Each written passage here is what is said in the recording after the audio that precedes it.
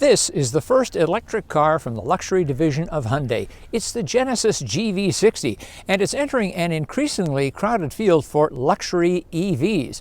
It's got lots of style on the outside and inside, and tons of performance too. Let's find out more. It's time for Family Wheels.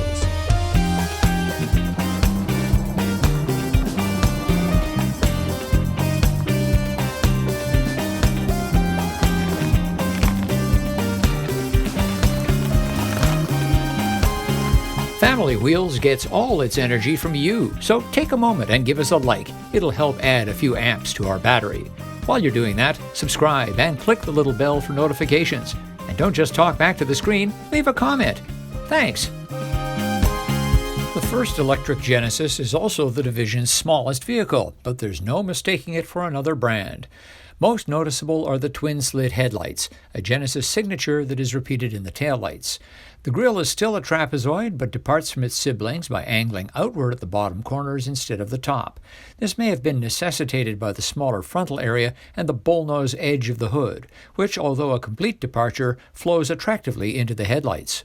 The hood is a clamshell design with strong lines down to the wheel arch cladding to keep the look lively, but the extra access is hardly necessary when there's no engine under it. The alloy wheels on either trim look wild, 21-inch here on the Performance spec and 20-inch on the Advanced, and are probably quite aerodynamic too. There's just enough detail down the side to prevent blandness, and the rear view completes the flowing look with its sharply angled hatch, those taillights, and a little spoiler for contrast. I'm thinking that management at Genesis gave its interior design department free rein. Go nuts. Pretty much do what you want in order to make this car stand out.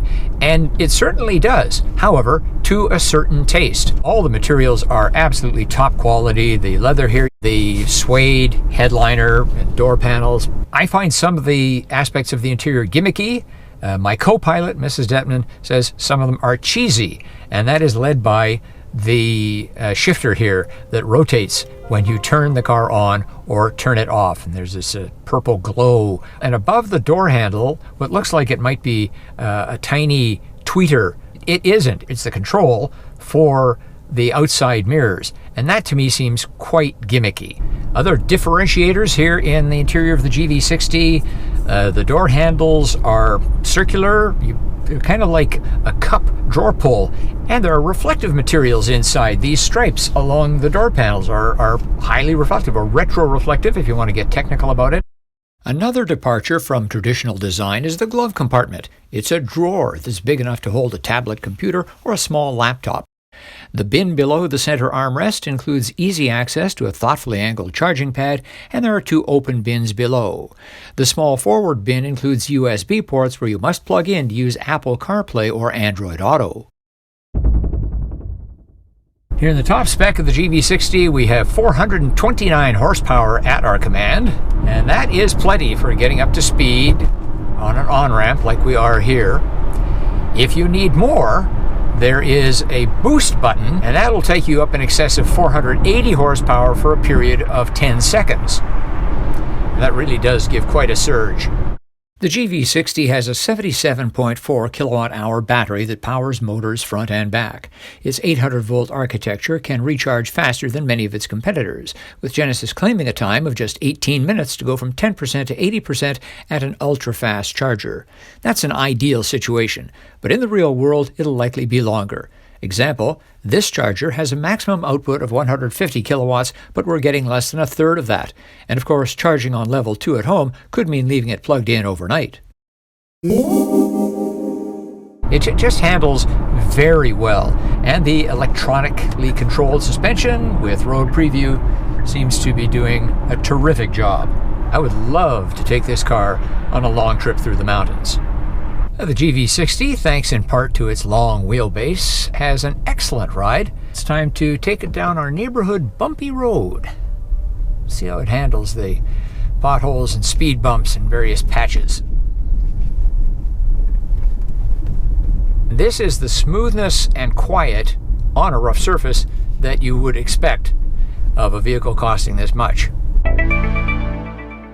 BMW, Audi, Mercedes-Benz, Volvo, all the cool kids are selling coupe SUVs, and each has less cargo space than its boxier sibling. They sell because some buyers want the look more than they want a bit more space for stuff. The Genesis is no different. It has 90 liters, 3.2 cubic feet, less cargo area than the Hyundai Ioniq 5, with the rear seats up, and 131 liters less, 4.6 cubic feet, when folded.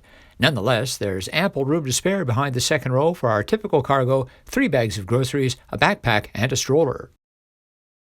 There is an unconventionally long distance between the front and rear wheels of the GV60, the wheelbase, and so that gives us a lot of room in the rear. Behind me, a rear-facing child seat, the kind that takes up the most space. I'm 5 feet 11 inches tall, 180 centimeters, and up front, I've got all kinds of room. The Genesis luxury continues in the back seat of the GV60. The seats recline, although they do not adjust fore and aft. They are heated, and HVAC comes from vents in the pillars, but not in the center. We do have 2 USB-C ports here and a large center bin as well. In addition to, of course, a panoramic moonroof. Also, the passenger seat on the front side has controls on the side of it so the person in the rear can adjust that seat fore or aft or for its seat back adjustment. Some electric vehicles have considerable room in their front trunk or frunk. It's a very small space here on the GV60. In less than a decade, Genesis has earned its way into the exclusive and highly profitable luxury auto sector, thanks to design, performance, and quality, but also value. There are almost no options. Each package comes with a ton of features that cost more on rival vehicles. With the GV60, you pay extra for fancier paint. That's about it.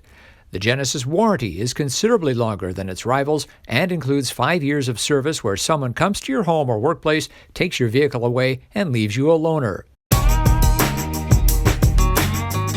The exterior of the GV60 is completely different than that of the Ioniq 5. However, the Ioniq 5 itself has exceptional styling, sort of retro-futuristic. It's really eye-catching. So that's a Givens and Druthers. If you like the chunky, more angular look, the Ioniq 5, you want the smoother look and that Genesis signature, then you can go for the GV60. But if you're going to get a Genesis GV60, to me, the performance one is the one to get. If you're going to pile all that extra money on it, why not get those extra 100 horsepower and change? That's our look at the Genesis GV60. Certainly a contender in the compact luxury EV segment. But what do you think? Leave a comment. As always, thanks for watching, thanks for liking, and thanks for subscribing. I'm Richard Detman, and I'll see you next time on Family Wheels.